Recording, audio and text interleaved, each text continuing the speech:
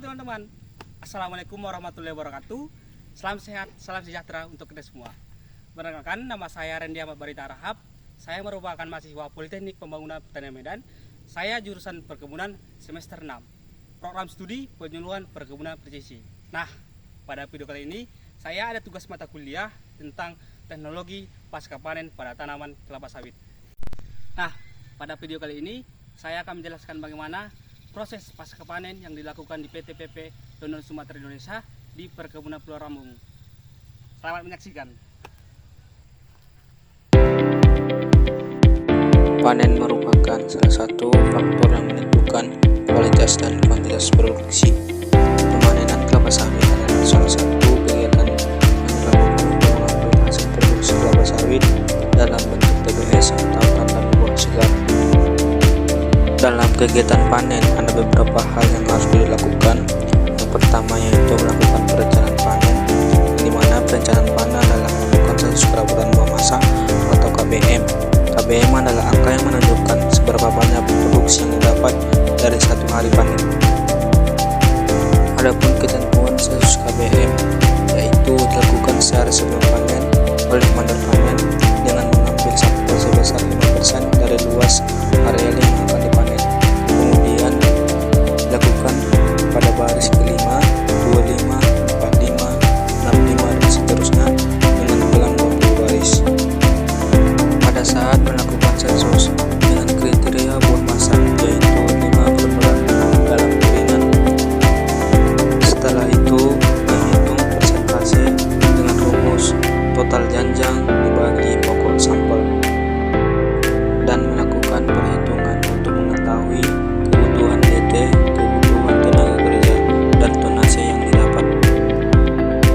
Adapun rumus untuk mengetahui tonase yaitu persen KBM dikali SPH dikali luas hektar dikali BTR atau berat janjang rata-rata. Kemudian keesokan harinya mandor panen membagi ancak kepada karyawan yang sudah ditetapkan oleh sikap. Pada saat pelaksanaan panen dengan mengikuti rencana yang sudah dibuat sebelumnya. Adapun alat panen yang digunakan yaitu seperti egrek, angkong, gancu, karung, tojok, dan ember. Dan juga untuk alat pelindung diri yaitu helm, sarung tangan, korset, sepatu boot.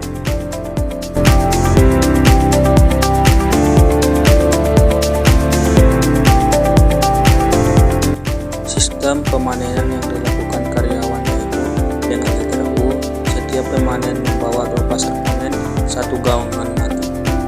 Kemudian pemanen menurunkan buah dan pelepah dengan menggunakan egrek.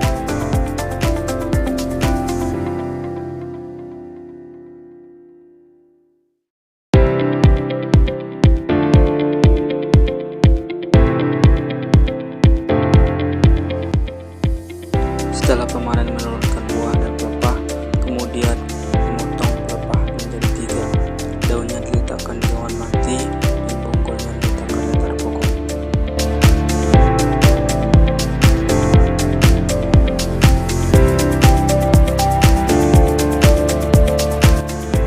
Kemudian tangkai buah dipotong maksimal 2,5 cm dan tidak boleh terkena tandan atau dalam bentuk fikat. Kemudian semua buah yang sudah dipanen harus diangkut ke TPA atau tempat peletakan hasil.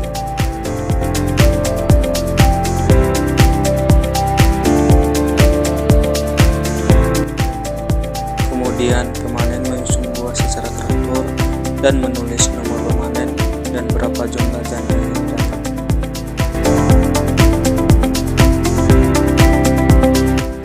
Setelah selesai pemanenan, kemudian pengangkutan buah dari TPH untuk diolah ke pabrik kelapa sawit atau PKS. Pada tahap pengangkutan buah yang diawasi oleh Grani Buah, kemudian Grani Buah mencatat TBS yang diinput di aplikasi Harvesting Mobile System atau HMS, yang dimana tujuan HMS itu sendiri yaitu untuk mengetahui blok yang dipanen, nama pemanen, nomor TPH, dan jumlah janjang TBS. Kemudian Grani Buah memprint out surat pengiriman buah kelapa sawit atau SPBS yang ada di aplikasi HMS tersebut dan dikasih kepada sopir DT.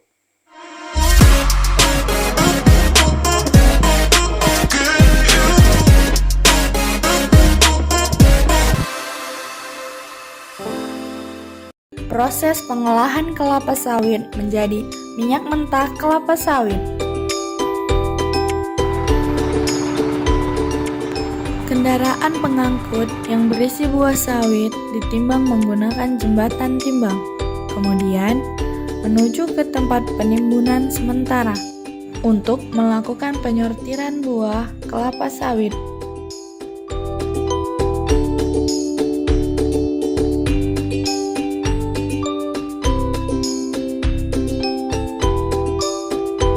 Lalu, buah kelapa sawit dimasukkan ke dalam lori untuk dibawa ke sterilizer.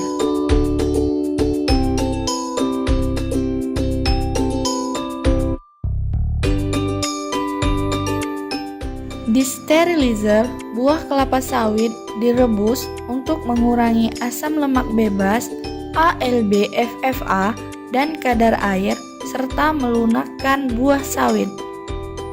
Kemudian, lori menuju tipler yang berfungsi untuk menumpahkan buah sawit ke bunch conveyor.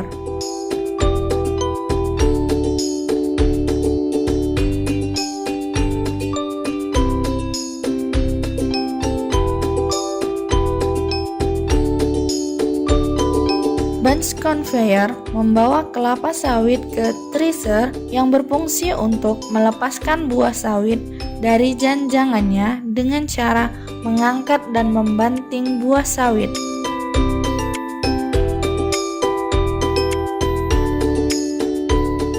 Buah sawit kemudian dibawa oleh freight elevator ke digester.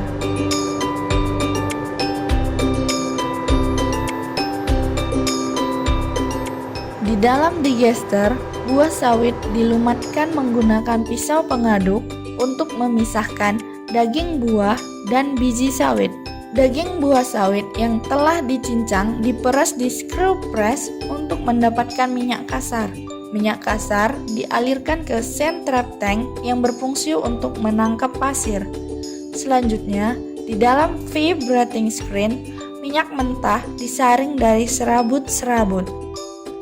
Partikel-partikel yang lolos dari vibrating screen diendapkan di crude oil tank. Di clarification settling tank, minyak dipisahkan dari air dan kotoran. Kemudian, dialirkan ke oil tank yang berfungsi sebagai tempat sementara minyak sebelum diolah di purifier.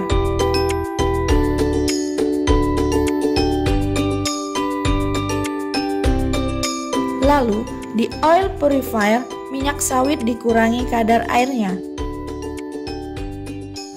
Di vacuum dryer berfungsi untuk mengurangi air pada minyak produksi. Storage tank berfungsi sebagai penyimpanan minyak sementara. Lalu, minyak produksi dipasarkan.